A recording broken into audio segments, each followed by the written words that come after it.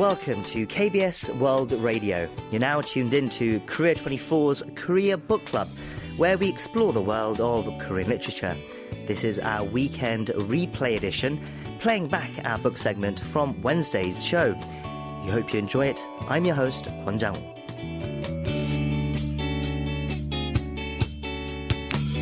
We have joining us in the studio this week, Barry Welsh, our long-time contributor to the club.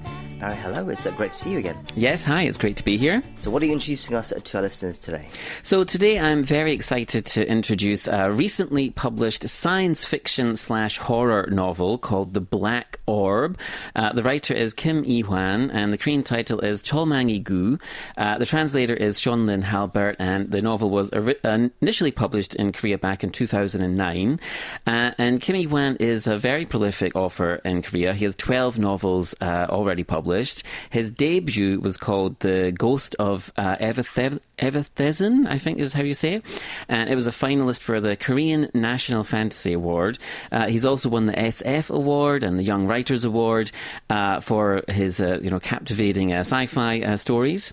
And The Black Orb itself has won the prestigious Multi Award and has so far been translated into 9 languages.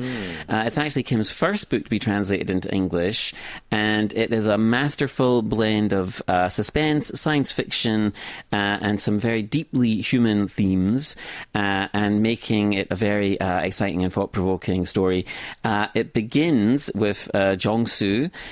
He's a young man, and he's enjoying a cigarette in downtown Seoul just outside his apartment on a night where he can't sleep, and he witnesses something very strange and almost incomprehensible. A massive black orb appears out of nowhere and consumes his neighbour, sort of sucks his neighbour inside. And this mysterious sphere moves silently. It can pass through walls, and it just slowly begins consuming everyone around Jong-soo and in the neighbourhood. It eventually starts to multiply, and this, of course, spreads chaos across the city and eventually the rest of the country and beyond. And Jong-soo is forced to embark on a very dangerous journey across the country to find his elderly parents. And on this journey, he faces lots of different challenges, and he's forced to question sort of things that he's assumed to be true about himself and about Korea for most of his life. I thought it was very compelling and cinematic story, very scary story, very tense, with a lot of social criticism and commentary just beneath the surface. Yes, wow, it sounds cinematic indeed. It sounds like something that would be picked up by Netflix or some other streaming platform nowadays and made into a series. It sounds intriguing. Let's get stuck into it a bit more. What drew you into the story? What stood out to you? Right, so it's an immediately captivating concept. It has this very unique and unusual and gripping opening premise. So, like I said, this mysterious black orb just inexplicably appears in Seoul, in sort of a downtown Seoul, and starts consuming people. It just sort of sucks people inside, and they disappear, and then it just moves on to the next target. And unlike lots of other dystopian novels or films that often focus on the aftermath of some catastrophe, or they're in some kind of futuristic setting, this story starts in the heart of a bustling city, which is something I think lots of us can relate to. And it has this very engaging combination of elements. It's got like the suspense, horror, and of course the sort of social commentary is wrapped up with the horror in a way that's just very fresh and compelling. And the orb, these sort of black orbs, this sort of concept is just very simple and terrifying. It serves as a metaphor for the despair and anxiety which is present in modern society, and it's very easy for the reader to project onto the orbs because there's eventually more than one. So you can project any sort of fear or anxiety that you have about modern civilization or decline of civilization. So whether it's another pandemic or a nuclear war or some kind of massive climate disaster, the orbs can represent any of these kind of fears. And in a way, it doesn't really matter specifically what the orbs represent, because what they do is they reveal how fragile society is and just how quickly everything can fall apart. I see. So that's the sort of social commentary you were hinting at earlier. Interesting. Can you tell us about the main character, Chong-soo, and his journey? Right, yeah. So Chong-soo he's a fascinating character. He's not your typical hero.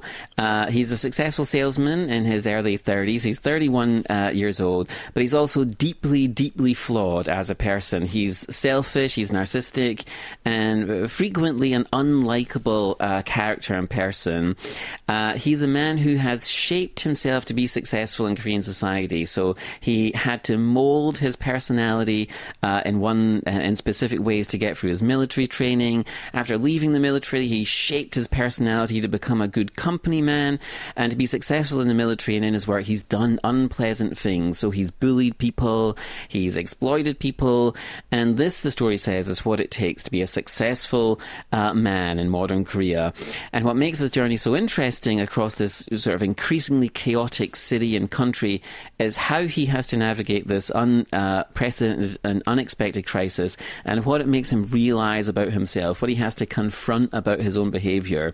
So as the orbs begin consuming people and society starts to collapse, he has to go, he's motivated to go and find his parents, but along the way, he has to confront these different types of dangers, not just the orbs and criminal gangs, but really his own kind of flaws.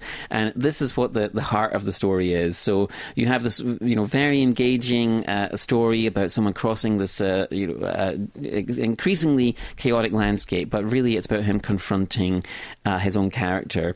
And that adds a sort of layer of complexity to the story. And I think it sort of asks us to question how we might react in similar circumstances.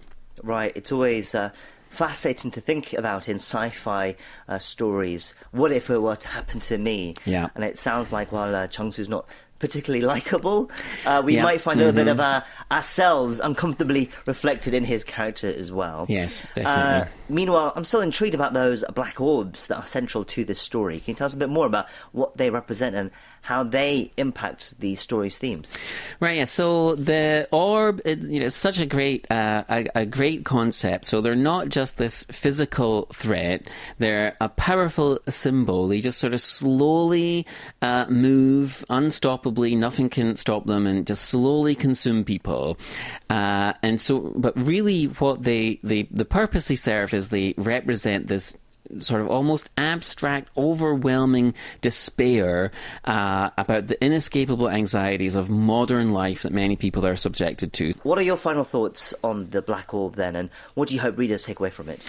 I enjoyed it a great deal, and I think it does a fantastic job of showcasing this a spectrum of human reactions when society starts to crumble in this very strange way. We see, everything from altruism and opportunism. We see some characters displaying courage and compassion and attempting to help other people despite the risks, whereas others succumb to fear and engage in looting and violence. And Chong-soo himself is grappling with these moral choices as well. Should he help other people or just focus solely on his own survival? And it raises very thought-provoking questions about what it means to be human, what your responsibilities are when the norms that we're accustomed to vanish. And I thought it was a very compelling exploration of morality under pressure, wrapped up in a very suspenseful narrative. I thought it was fantastic overall, and it's a strong recommendation from me. Indeed, I see. So a very strong endorsement then for The Black Orb by Kim Ewhan, which is our pick for Korea Book Club this week. And Barry, that is, we're going to wrap it up. Thank you as ever, and we'll see you again next time. Take care. Okay, take care.